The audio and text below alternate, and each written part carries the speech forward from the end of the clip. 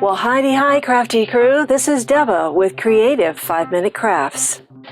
Today, we're going through box number 3 of my mystery box series, in which 5 years ago, I packed up a series of craft items that I have been using, put them away in storage, and I have forgotten all about them.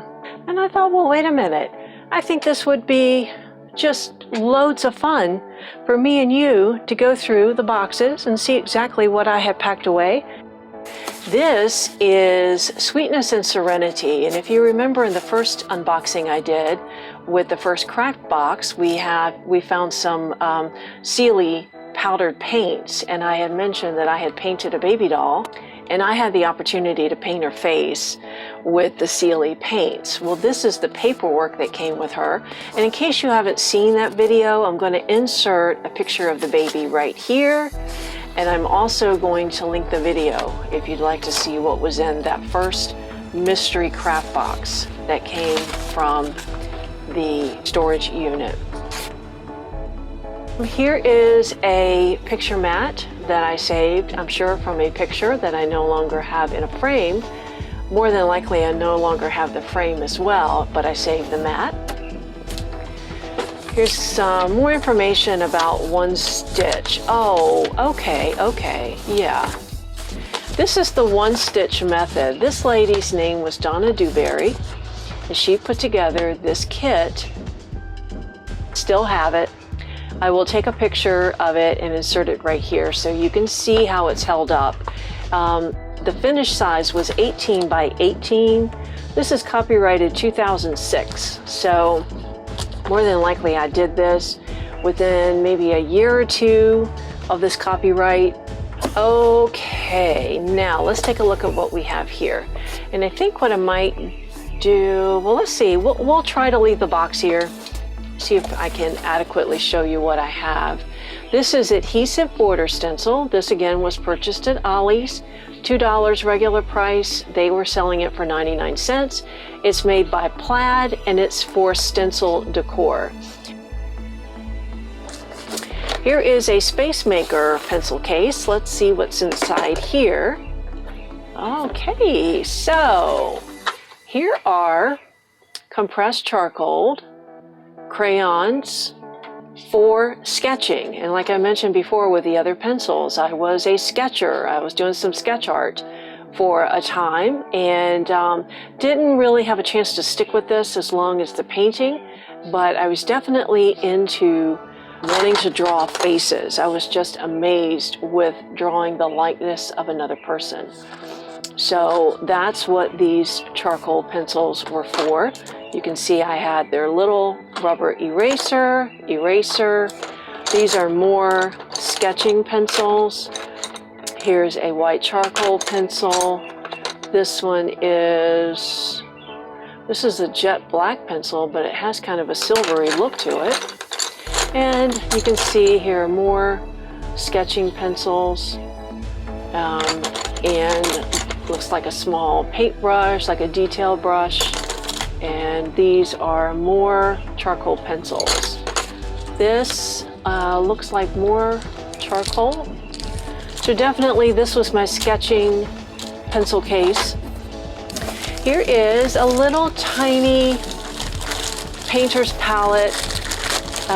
This I don't think was for painting with acrylics or watercolor. I do think this came with a kit for cooking. It was an icing palette, but you could certainly use it with your watercolors and oil paints as well.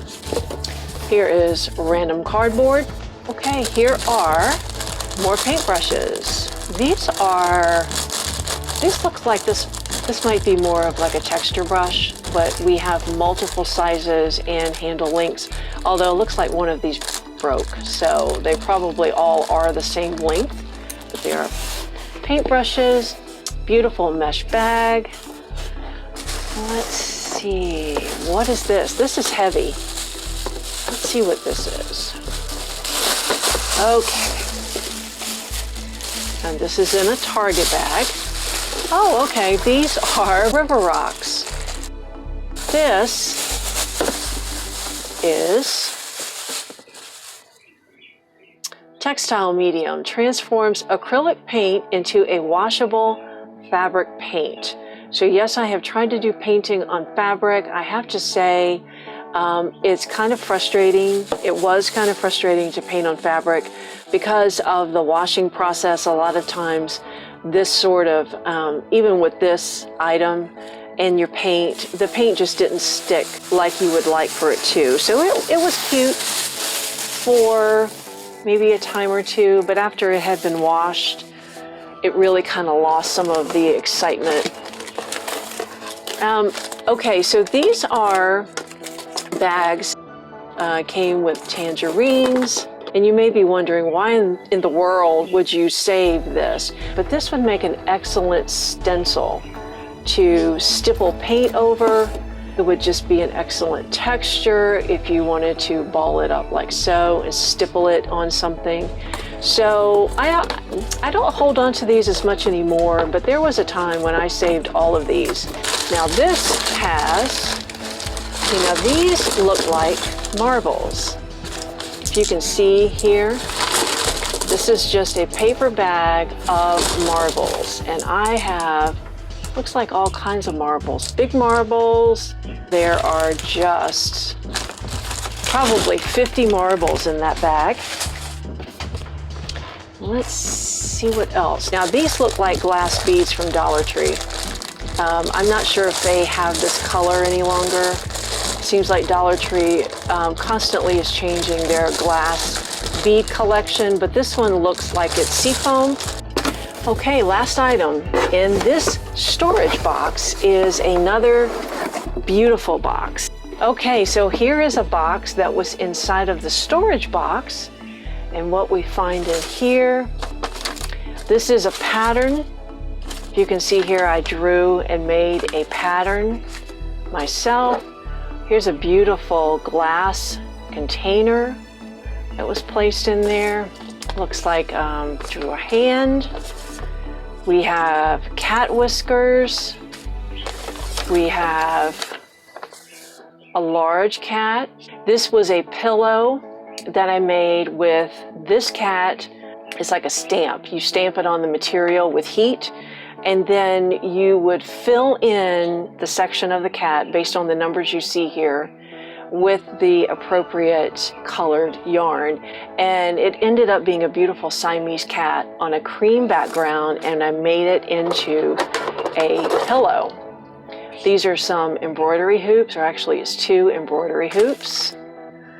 Here is, now in some of my other videos you heard me talk about the wheel cutter.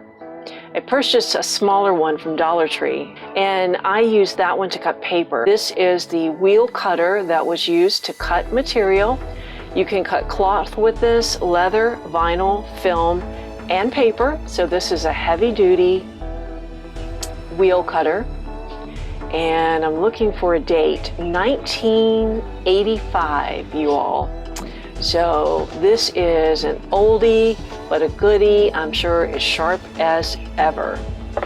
Here's some material that goes along with the cutter. Here is a frame made out of wood, and this is, it looks like it's a hanger. So I'm sure this was a craft of some kind as well. It didn't quite get completed, but I have it. Wow, what you could do with this, right? And then here is your punch needle. So you would have the material, you would thread the appropriate color based on the stencil that you saw, and then you would take this little needle and you would just punch the thread in. This is the thread. So you would load this type of thread in this needle, then you would just do a series of punches. Now I still have the pillow. Unfortunately, I do not have it available to me so that I could show you a picture of it. So you just have to trust me on this one that it was beautiful, it was large, it turned out just wonderfully. And then For clothes making, this little tool is just necessary.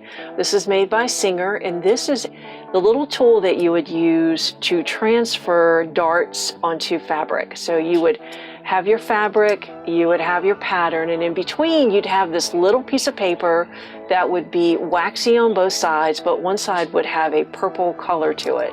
And you would take this little tool and trace your dart, and what it would do is transfer that purple color, that waxy purple color, onto your fabric, so that when you got ready to create your darts and so forth, you could see them.